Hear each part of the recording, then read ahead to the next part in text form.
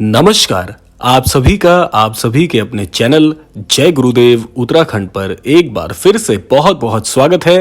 कामना करते हैं कि आप और आपके परिजन सभी स्वस्थ होंगे। इसी कामना के साथ बढ़ते हैं आज के इस अद्भुत क्रमांक की ओर।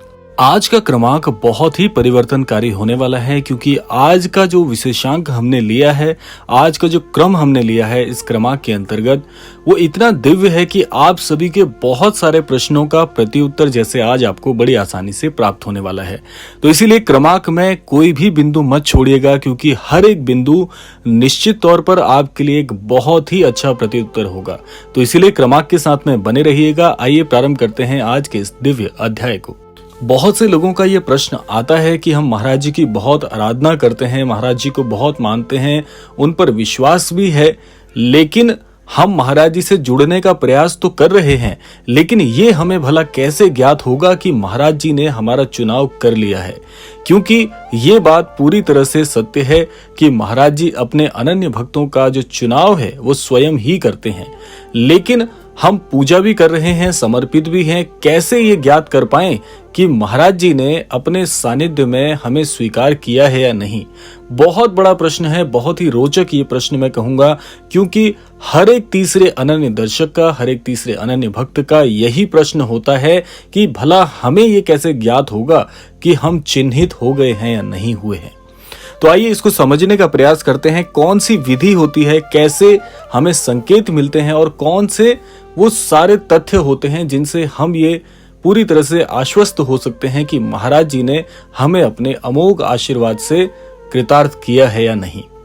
देखिए, सबसे पहले तो मैं यही कहना चाहूंगा कि आज का ये जो क्रमांक है, ये जहां तक भी पहुंच रहा है, जितने भी अनन्य दर्शक आज के इस क्रमांक को देख रहे हैं, श्रवण कर पा रहे हैं, उन सबको मैं प्रत्यक्ष रूप से ये कहना चाहूंगा कि बहुत ही बड़भागी हैं आप, क्योंकि आज तक आपको यदि महाराज जी की अनुभूतियां नहीं हो रही थी, और आजकल आप एक चीज अवश्य अनुभव कर पा रहे होंगे कि महाराज जी के बारे में कहीं ना कहीं से कोई ना कोई चर्चा आपके कानों में पड़ ही जाती होगी। महाराज जी के छवि चित्र दिख जाते होंगे, महाराज जी की कहीं पर चर्चा चल रही है तो उस चर्चा में शामिल होने का मौका आपको मिल पा रहा होगा।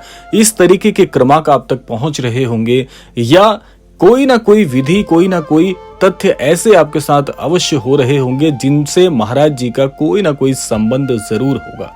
तो अगर ऐसा हो रहा है और ऐसा अनुभव होने के साथ साथ ये आज का क्रमांक भी यदि आप तक पहुंच गया है, तो अपने आप में एक ये कड़ी बन जाता है।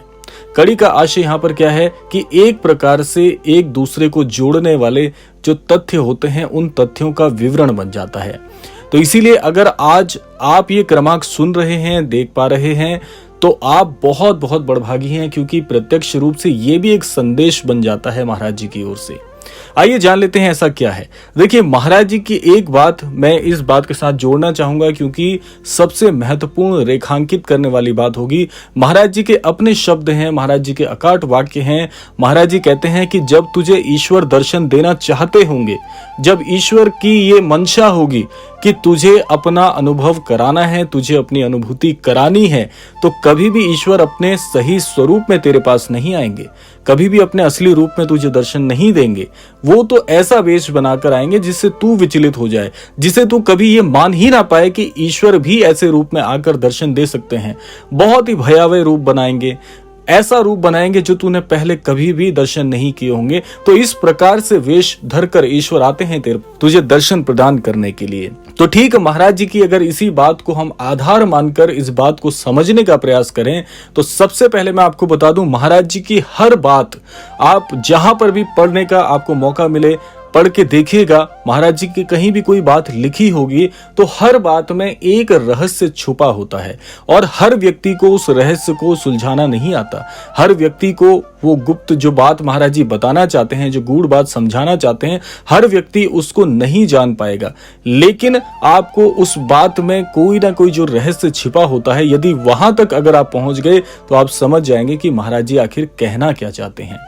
अब सबसे बड़ी बात यह है कि इस बात को बताने का यहाँ पर तात्पर्य यह भी था कि अगर आजकल आप अपने दिनचर्या में देखें और महाराज जी के अनुभव, अनुभूतियां, तथ्य, कोई चर्चा, अगर इनमें आपको शामिल होने का मौका मिल रहा है, तो महाराज जी यही आपको बताना चाहते हैं कि अन्यत्र कहीं से कोई अवतरित थोड़ी होगा तुम्हें बताने के लिए कि मैं आ गया हूं।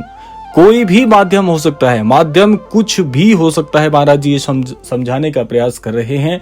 तो इसीलिए इस बात को मैं रेखांकित करने को कहूंगा आपको कि यदि ऐसा आपके साथ हो रहा है कि कभी कभी स्वप्न में महाराज जी दिख जाते हैं या रोजाना आ रहे हैं, स्वप्न में आपको आशीर्वाद दे रहे हैं, मुस्कुरा रहे हैं, कोई बात बता रहे हैं, कोई मंत्र दे रहे हैं, तो ये महाराज जी की लीलाएं हैं।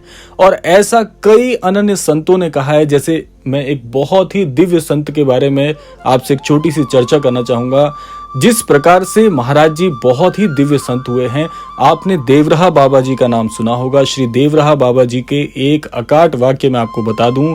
देवराहा बाबा जी ने बताया है, उन्होंने कहा है कि नीप करौरी महाराज जी को कभी भी आप ये मत जानिएगा कि संसार से जा चुके हैं, संसार को छोड़ चुके हैं। वो तो श्री हनुमान जी की तरह अजर अमर हैं, उनकी अनुभूतियां कभी खत्म हो ही नहीं सकती। महाराज जी तो सूक्ष्म रूप धरकर हम सबको देख रहे हैं। महाराज जी की लीलाएं हैं जो आपके साथ हो रही हैं, हमारे साथ हो रही हैं। आपका ये जो हमसे मिलना हुआ है, हमारा जो आपसे मिलना हुआ है चैनल के माध्यम से, ये सब कुछ एक भक्त परिवार है। जो व्यक्ति इसमें भिन्नता करते हैं वो इस बात को जान नहीं सकते। ये तो केवल भक्त से भक्त की हृदय की बात है। आपका हमसे ये मिलना हर चीज के पीछे एक वजह है। यही महाराज जी समझाना चाहते हैं कि कोई भी चीज, कोई भी घटना, किसी भी प्रकार के कोई भी तथ्य, किसी प्रकार की कोई भी जो अनुभूतियां हैं, ये अकारण नहीं होती। हर चीज के पीछे एक बहुत बड़ा कारण छिपा होता है। तो इसीलिए ये सब कुछ माध्यम है। अगर हमारे वीडियोस भी आपको लगातार दिख रहे हैं, आप रोजाना हमारे वीडियो का अगर अनुसरण करते हैं, उन्हें श्रवण करते हैं, उन्हें देखते हैं और उन्हें स्नेह प्रदान करते हैं, तो इसके पीछे भी बहुत बड़ी वजह है। वजह यह है कि हम सब एक भक्त परिवार हैं और भक्त परिवार में जो चर्चाएं होती हैं, जिस प्रकार से आपने देखा होगा आपके हमारे घर में पारिवारिक जो चर्चाएं होती हैं, उसमें कितना स्नेह होता है। वो किसी भी प्रकार से किसी के साथ आप उसकी तुलना कर ही नहीं सकते। ये ठीक वैसे ही है, हम भी तो एक परिवार हैं।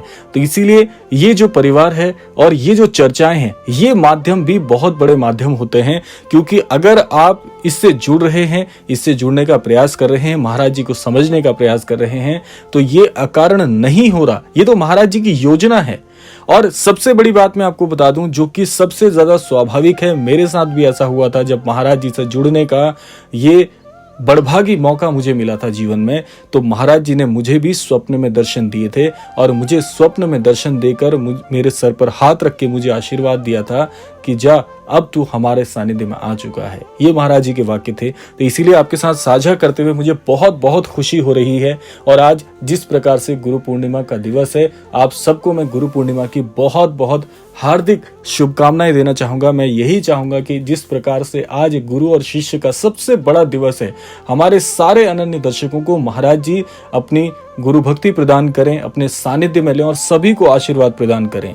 तो इसीलिए जैसा मैंने आपको बताया, बहुत ही अद्भुत होते हैं वो सारे अनन्य महाराज जी के भक्त जिन्हें स्वप्न में दर्शन होते हैं।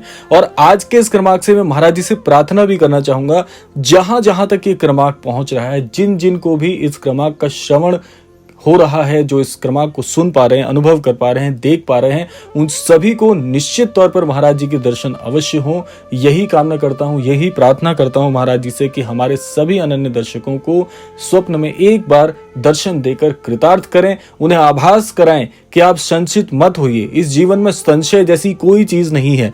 जहां पर भक्ति है वहां पर अकाट विश्वास भी है। और जो व्यक्ति अकाट विश्वास करते हैं, उनका हृदय कभी भी विचलित नहीं होता किसी भी प्रभाव में। और सबसे बड़ी बात आपको कहना चाहूंगा, जब महाराज जी आपके साथ हैं, कोई भी ऐसी शक्ति अभी तक अवतरित नहीं हुई जो ऐसे भक्त का कुछ भी बिगाड़ सके। इसलिए विश्वास करिएगा। विश्वास जितना ज्यादा घनिष्ठ होगा, उतना आपके जीवन में महाराज जी की कृपा और भी बरसती रहेगी।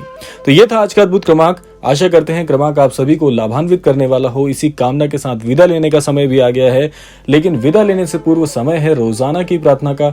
यही प्रार्थना करना चाहूंगा कि श्री महाराज जी सभी को सन्मति और सद्बुद्धि की प्राप्ति कराएं और इस संपूर्ण सृष्टि का, इस संपूर्ण लोक का कल्याण हो। इसी कामना के साथ विदा लेते हैं। मिलते हैं अगले क्रमांक में। तब तक के लिए जय श्री राम, जय गुरुदेव, जय उत्तराखंड।